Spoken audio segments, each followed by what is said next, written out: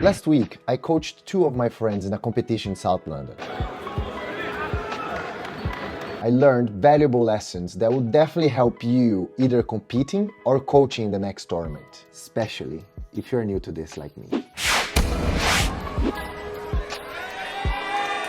Let's get straight to this, talking about time expectations.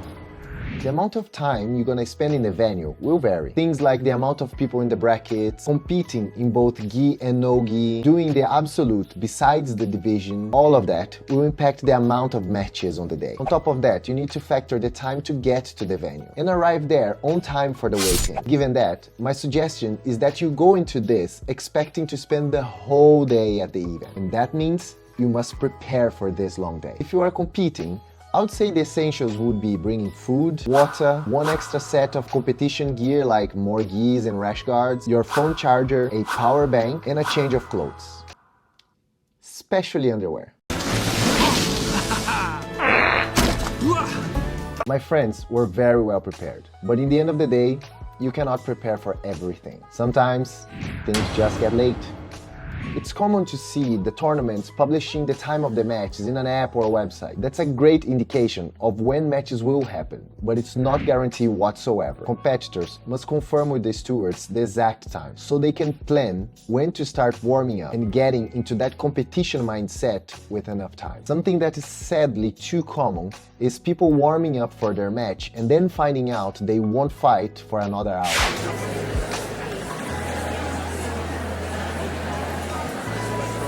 This is one example of things not going as planned, but it's definitely not the only one. Obviously, when you start to compete in more famous tournaments, the organization level will be higher. But even then, there are things that are completely out of control of the organizers. One example is what happened to a friend of mine in this last tournament. She did everything right. She was on time, warmed up, mentally prepared, and when it was time to compete, her opponent didn't show up. As she only had 1 other girl in her bracket, she didn't compete that day. It was heartbreaking, but it showed that you can't take anything for granted. Just focus on the things you can control and be ready.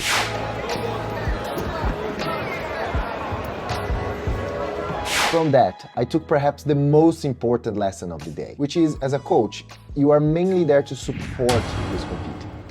This seems obvious, but when I was invited to coach them, I got really nervous thinking about what would I say when I go there and sit in their corner and they are fighting someone. Cut up. Might have to throw in a Minori, you know, submit this. How do you feel?